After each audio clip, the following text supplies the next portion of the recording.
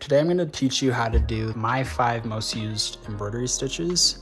We're going to start with the satin stitch, and then we're going to go to the back stitch, and then we're going to go to the chain stitch, the seed stitch, and then lastly the French knot.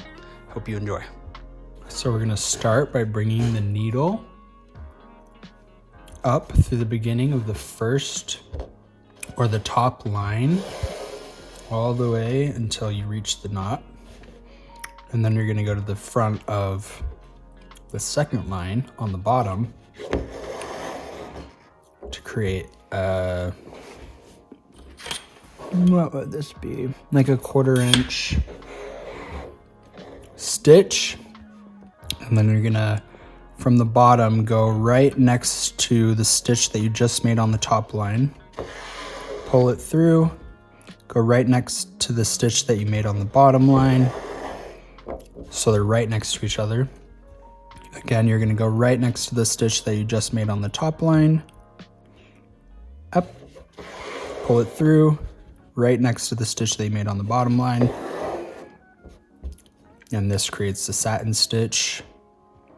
And you just continue that process to cover the entire area that you're going over. This is my most commonly used stitch. I like the padded kind of look that it gets. There are also 2 ways to do this stitch. This one is, what I'm essentially doing is wrapping the thread completely around the fabric. So on the other side, it'll look just like this.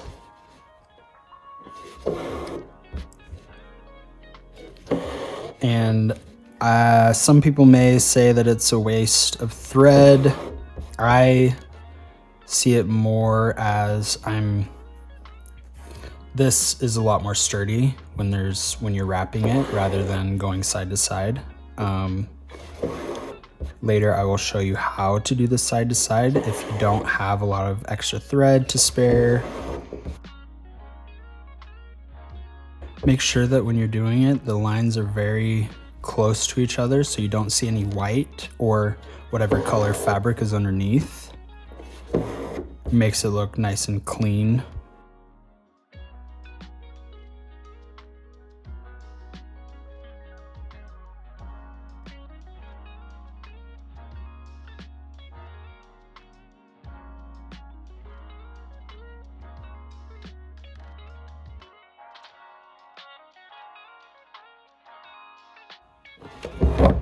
Okay, so now I'm gonna turn the piece around and show you what the back looks like. Do you see how it kind of it looks exactly like the front. Of course you see the extra thread and the knots, but this to me, this padding really helps stabilize the fabric just so it stays put for a long time. Now I'm gonna continue doing the satin stitch, but I'm going to do it at a curve, and I curve my thread a lot to help fill up the spaces. So this satin stitch can be applied to really anything. I get a lot of people asking how I make the shapes that I do with the thread, and this is how it's done. So you're gonna, same exact process as the first example. You're gonna pull it through at the beginning of the top line and then bring it down to the bottom line. You're gonna go right up next to the first stitch and go down, and these stitches are gonna be, since this half of circle is smaller than this, these 2 stitches need to be very close together on the bottom. So we're gonna go down and then go up, make sure it's nice and tight, go down, up on the first line, down nice and close on the bottom. So even as you're doing this, if you feel like you're not getting close enough or you can't get close enough, when you pull it through the top, you can go like a millimeter above the bottom stitch, like right here. And that'll give you a good starting point to start curving your thread. So now when I go up again, I can go right next to that bottom line and it still looks filled in, but the thread length just isn't as long in that last stitch.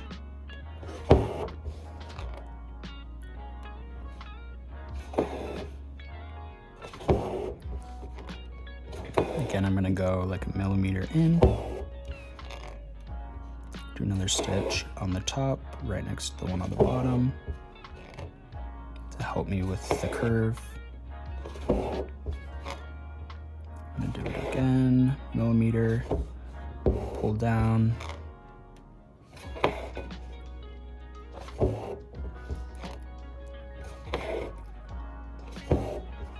And you just continue this process all the way until the shape that you created is finished. Another tip is to not pull too hard or the fabric is gonna pucker and pinch. I'll show you if I pull too hard here. You'll see that this starts to pinch in, and if you're doing a big piece and your fabric starts to loosen up and get pinched, it's just not gonna look as clean. It's not necessarily bad, it's just not gonna look as good. So make sure that you're not pulling too tight when you are threading or when you're embroidering. Then when you reach the end, you're gonna have a nice solid shape. Okay, so now we're gonna do the more traditional satin stitch method. This saves thread, and this, to me, just isn't as stable.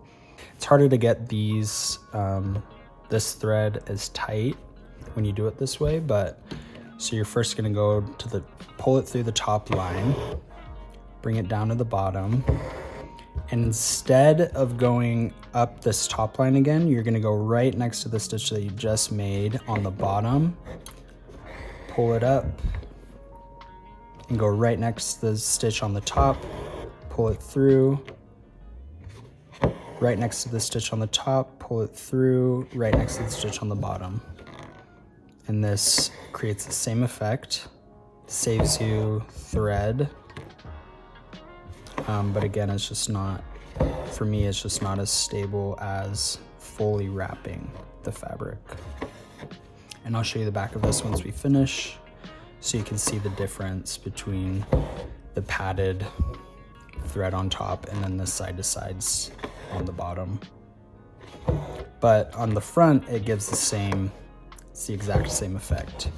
And again, you don't want to pull too hard because these stitches that are right next to each other are going to really pucker the fabric if you're not careful. So I'll show you the back, and you can see the difference with you're saving twice the amount of thread that you would be on if you were to pad it this way, but really it's just personal preference. And that is how you do the satin stitch. Now we're gonna go over how to do the back stitch. This is a very commonly used stitch to create lines, straight lines. So what you're gonna do is you're gonna push through the beginning of the beginning of this line. And this is the part where you can really make the stitch length as long as you like. So for example, we'll just do the same length as this, like what we used on the satin stitch. So you pull in like a 1/4 inch of the way through the line, and then you're kind of gonna eye it, and you can see where I'm pushing my needle on the back of the fabric. So you're gonna kind of go a 1/4 inch ahead of this last stitch that you made, pull it through, and then you're gonna go back, hence the back stitch, and push it through the same hole that you made that first stitch. And again, you're gonna push through like a 1/4 inch ahead, and then pull through that same hole.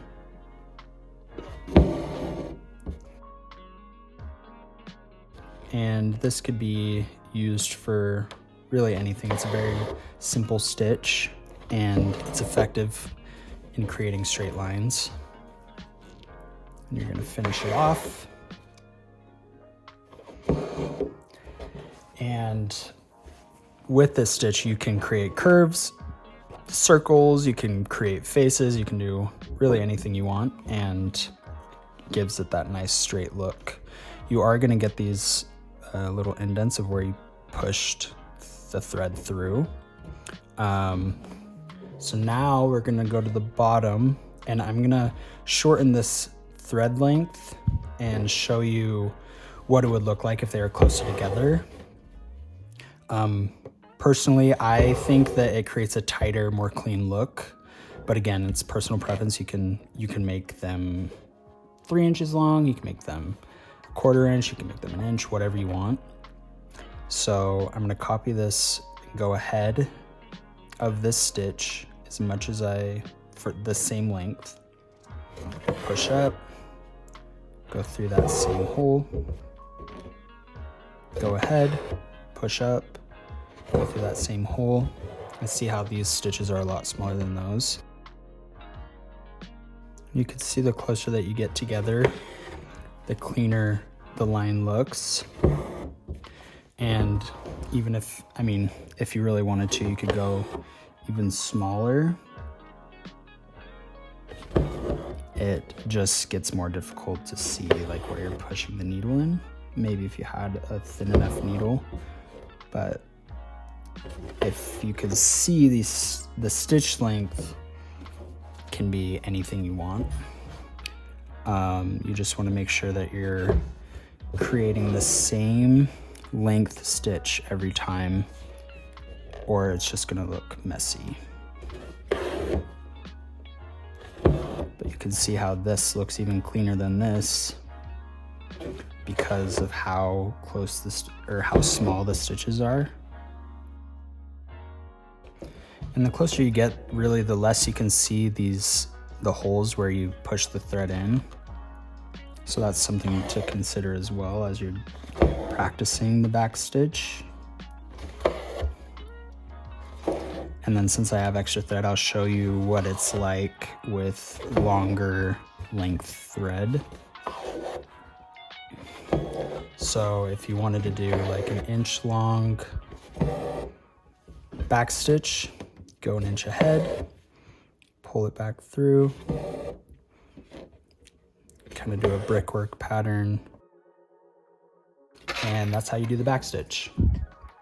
Okay, so now we're gonna go over how to do the chain stitch. So we're gonna start by pushing the needle through the beginning of this line, or your line, and then what you're gonna do is you have all this thread on top. You're gonna push the needle through the same hole that you pulled it through, and you're gonna go however long you want. I'm gonna continue on this 1/4 inch type stitch, and you're gonna push it through and make sure that your needle is on top of the thread that's on top of the fabric. And then when you pull through, that creates your first chain. And you repeat that process where you make sure that this thread is above the fabric, push through the same hole, and pull. Make sure that your thread is above your needle, and pull through. That's your second chain. Repeat. Push it through the same hole that you pulled through.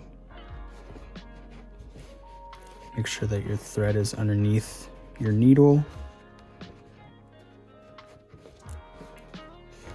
And then you're gonna pull through.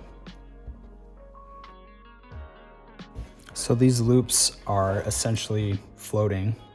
The only thing that's keeping them down is the beginning of the stitch where you push and pull through. So if you wanted to undo this stitch, it would be quite easy because they're not all the way stitched down, if that makes sense.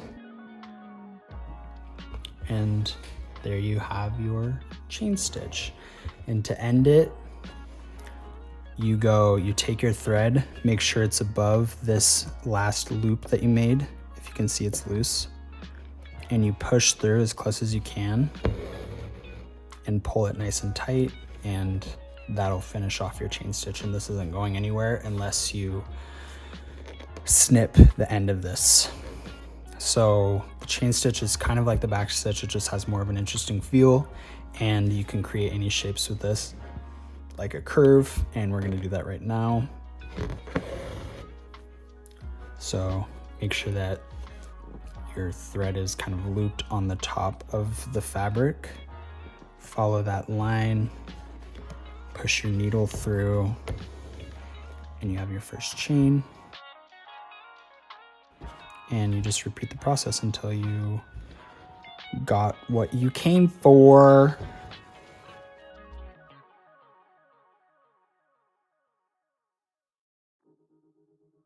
And then to end it, you again loop this thread around the very end of your chain stitch, and then it's not going anywhere.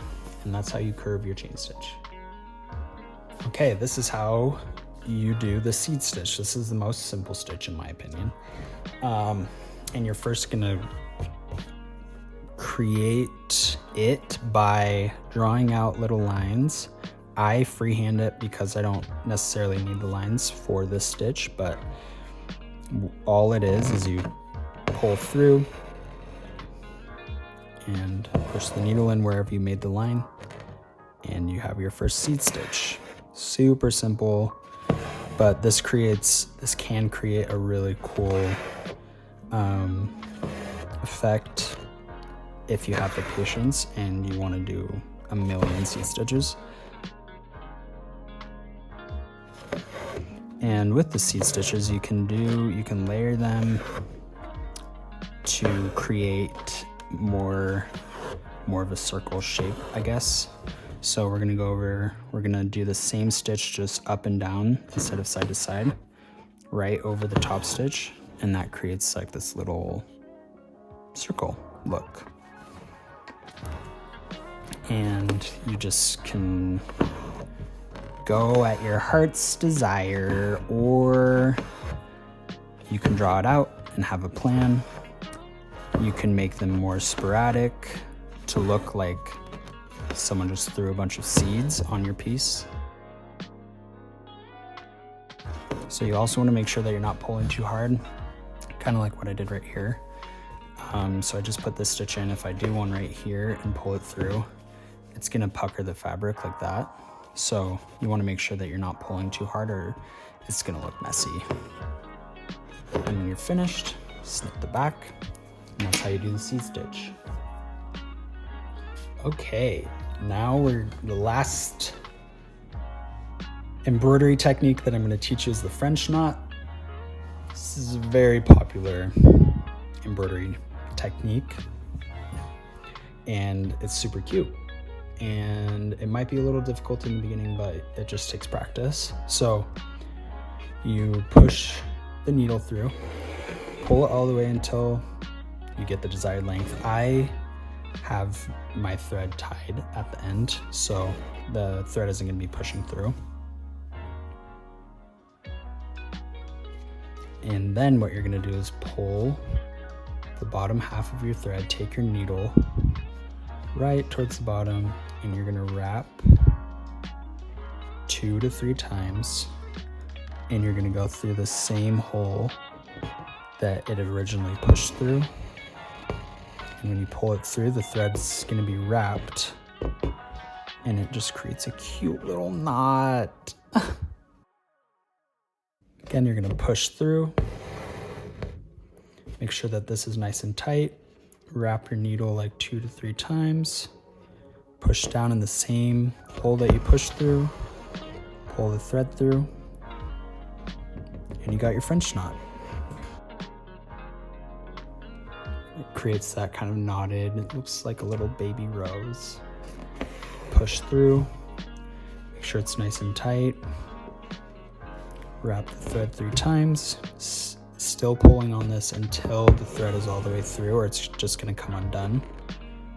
Push through, pull this nice and tight, wrap the thread 3 times around your needle. Make sure this is pushed through and make sure that the thread is at the bottom of the needle as you're pushing it through.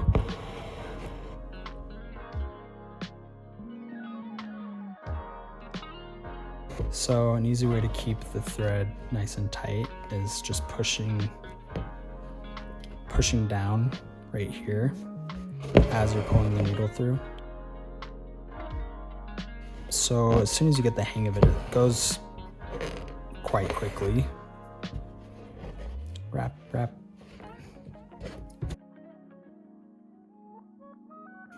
And that is how you do the French knot. Okay, thank you so much, you guys, for watching, and I hope that you learned something. And I look forward to doing more of these tutorial videos, kind of help answer questions that people have and get them embroidering more often. Thank you. I hope you have a great day.